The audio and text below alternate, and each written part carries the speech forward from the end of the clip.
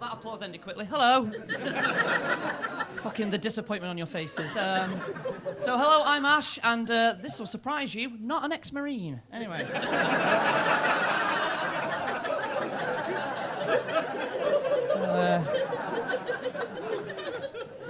But I'm doing some new stuff tonight, which is why I've got my book, which looks like a videotape. It's dead good, that. And it's also good because a lot of these jokes are as outdated as a videotape. Anyway. So some of these jokes you might find funny. That'd be great. I've never done these before. Some of you might not find them funny. That's fine. And if you don't, it's all right. You can just look at each other afterwards and be like, that chick with the beard that won Eurovision. Better singer than a comedian. Anyway. The first one I want to try is that if you, anyone in the audience, has a secret, please don't actually give it away to a friend who might have a fetish. They can't be trusted. They always end up putting a foot in their mouth. That's a keeper.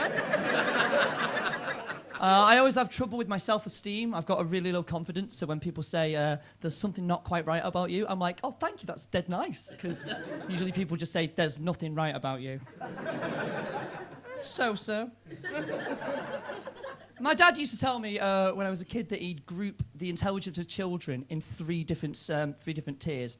And he'd call normal kids with normal intelligence Lego kids, because they could construct basic things and maybe Mega Bloks if you're not earning, that kind of thing. And if you were above average, he'd call you a Meccano kid. You remember Meccano, Kinects and all that sort of stuff? And he'd say to me, you're a Duplo kid, Ash. I'd be like, why? And he'd make, 'cause you like to eat crayons. I've always worried that if comedy doesn't work out as well, I'm probably going to go into music management, bit of a change of career, mainly because I want to be the first ever manager for the first ever human centipede boy band. So take a look out in the charts for the first song by One Digestion. I thought I'd clean that up because the original punchline was going to be take that shit in your mouth, but apparently bad taste, so... Right, oh, this fucking joke. Shit, right, okay. Right, did you hear about the new presenters for Top Gear, by the way? They're bringing... Matt LeBlanc's leaving it, so what they've got replacing them is they've got Freddie Flintoff and Paddy McGuinness. Comedy fucking heavyweights there. But what I find interesting, though, is what made Top Gear successful was it was about mad trips abroad, cars, and things going wrong. So it really shocked me they didn't offer Kate and Jerry McCann the gig.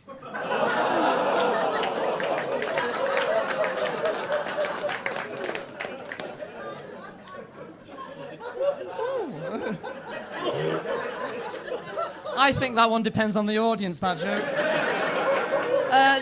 They cancelled Crime Watch as well, if you didn't know, last year. They cancelled Crime Watch UK, which surprised me. I'm assuming because all crime is done, but it was a bit of a weird thing. I'm disappointed more because Crime Watch being cancelled pretty much cancels any chance of me getting regular TV work.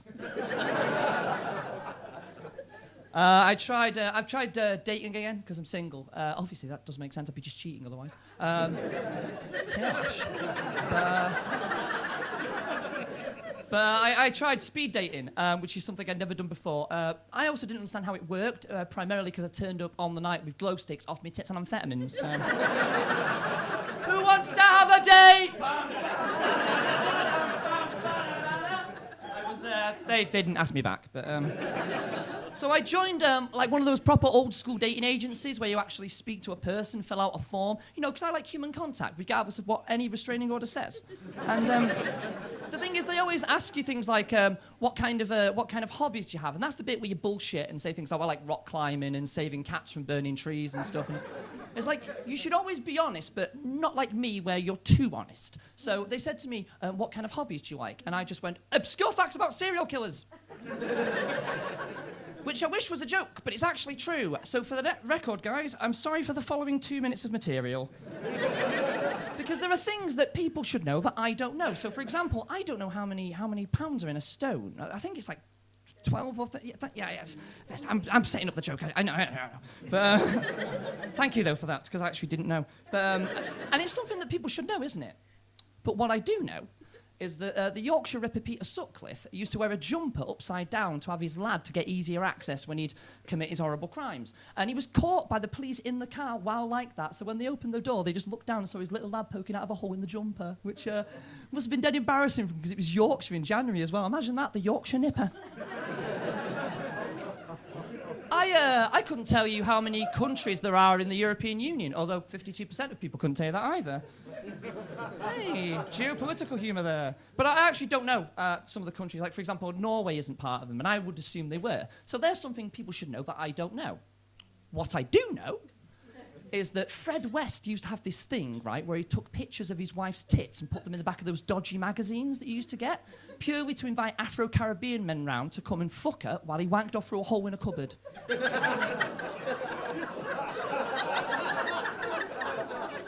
That's not the weird bit. What they'd do afterwards was, when these men had done their business, Rose would then squat into a little petri dish, whatever was left of it, and Fred would rub his knob in it. British serial killers, Liverpool, best in the world. It's fucking grim, that, innit? I also couldn't tell you how many countries took part in this year's World Cup as well. And by the way, a little side note, I know it's like not World Cup season, but it was dead good that we all sort of, you know, given the current political climate, we all got together like during the World Cup and we were all kind of going, yeah, it's great, it's coming home, and then it fucking wasn't, you know. Much like Dad, but I couldn't tell you how many countries were in the World Cup. But what I can tell you is that serial killer Robert Black, you might not have heard of him, he's League One at best. What he used to do, he was a swimming instructor. So what he'd do is when the baths closed at night, he'd put on a swimming costume, a girl's swimming costume, put a broom handle up his arse, and then swim laps in the pool for hours on end. Because people need a hobby, don't they, mate, you know? But also, that's just a fetish, really, you know, in 2018. I mean, I might just be generalising, maybe a sweeping statement.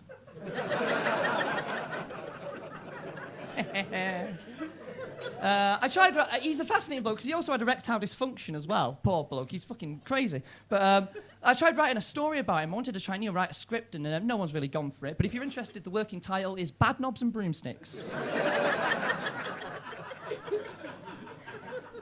all that grim detail for a fucking Disney pun. There you go. And I think I'd be terrible on dates though, because that is knowing about serial killers is one of the only things I know. So if we were on a date, what's your name? Levi. Oh, lovely. Jeans, great. Is that your fella as well? Is that your fella? Hello. Sorry. If we were on a date, it'd be like this. Hello, it's dead nice, this Levi, this restaurant, isn't it? Tell me, what do you want for your starter? Oh, and do you mind talking about the Moors murderers for 2 hours over a tiramisu? That's not an option, by the way. That is literally what's going to happen. And if you're not into that, well, I'm sorry, but like I always say, if you can't handle me and my Ted Bundy, you don't deserve my Harold Shipman.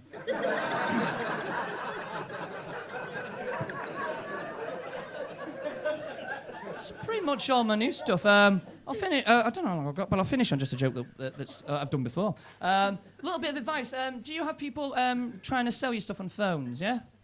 Yeah, 2 people there. The phone hasn't fucking come to everyone else in Liverpool, by the sounds of it. Big advice for you. What you do usually is you just hang up, don't you, and put the phone down. Guys, fuck with them. Have a laugh. If they ring you up and say, hello, have you had an accident in the last 10 years? Just go, yeah, well, it was 10 minutes ago. He's at the bottom of the stairs. Can you bring a shuffle? Because you can. They've hung up. Huh. The best one is when you're in public, when people like from phone companies or Sky try and sell you shit. So I did this when I was in Warrington, and a guy from Sky came up to me and went, hi, I'm Graham from Sky. Just want to ask you, are you happy with your overall package? And I looked him dead in the eye. And I said to him, I've got an erection, mate.